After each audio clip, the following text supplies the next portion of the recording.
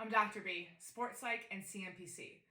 As I alluded to earlier in the week, what I do is not therapy, it's coaching. Although it still may address aspects of mental health and can certainly improve mental health, as been shown by a lot of different research. But I want to make sure that I'm helping kind of clarify those lines for you. I don't diagnose anything clinical. Again, I help develop mental skills and work on things to improve your mindset to optimize performance. And what that means for you depends on you, depends what your goals are. So again, if you have a clinical diagnosis, I'm not working with you on that specific thing. I am not necessarily giving you strategies to address that specific thing.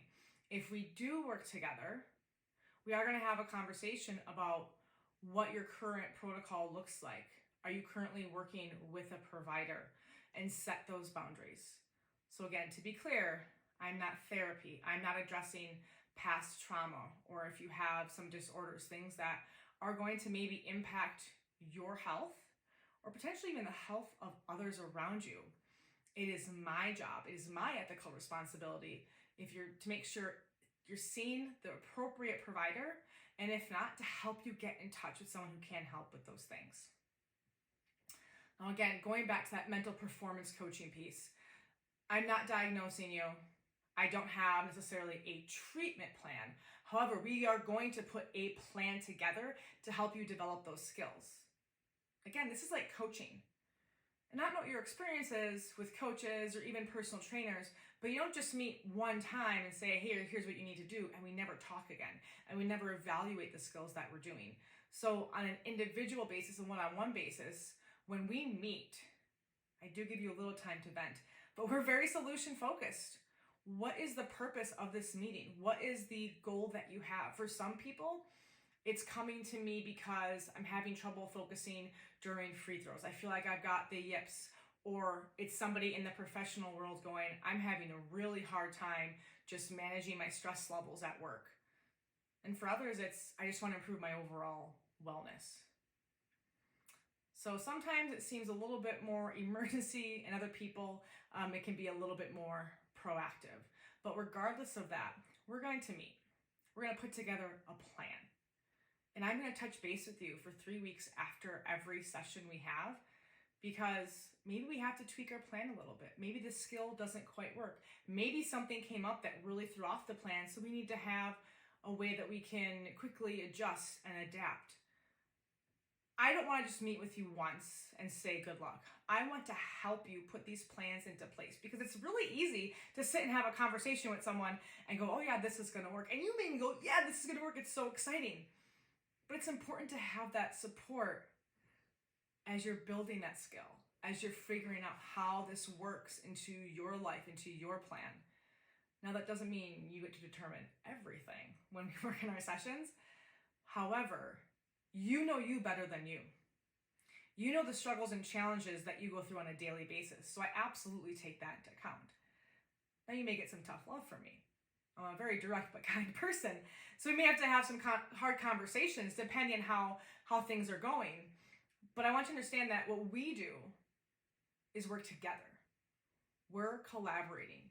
Again, I'm evidence-based. Yes, I've got a degree and certifications and things of that nature. But if I don't take into account what you're telling me,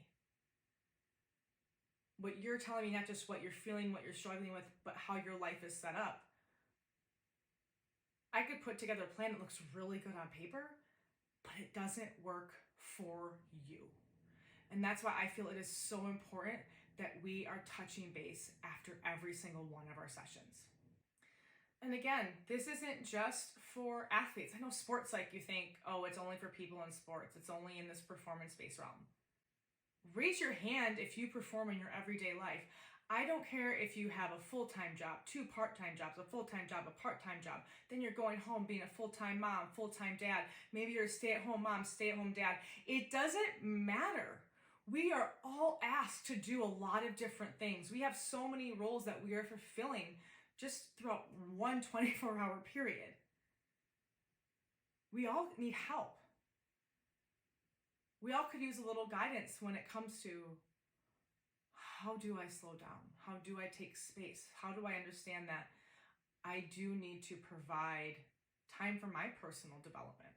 Because what I do, right, how I perceive what's happening to me, perceive what's happening in the world around me, what my mindset is, doesn't only impact me and how I interact with the world, it's impacting other people in my life.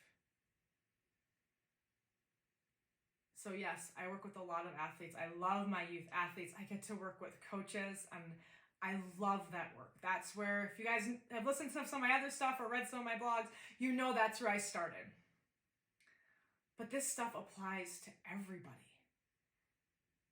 We all could be a little bit better at something. We all could use some different skills or strategies to help us get through in the world, to help us achieve those goals, to help us achieve the success that we have defined for ourselves. So again, I'm here to help you put some of those systems into place, to help you identify what skills work best for you, and to help hold you a little bit accountable to make sure you're getting those mental reps in. Because if we don't practice these skills, how do we expect to get better at them? Long-term performance growth, not short-term hype. That's what we're looking for. So again, it's not therapy. I'm not addressing past trauma or disorders, but the work that we do together is powerful and absolutely is going to have an impact on you physically, mentally, and emotionally. So let's take a different approach and start treating our mindset like we would reps at the gym, good food into our body, enough sleep. Let's start training our mindset so that we can become the people we want to be. Because mindset matters.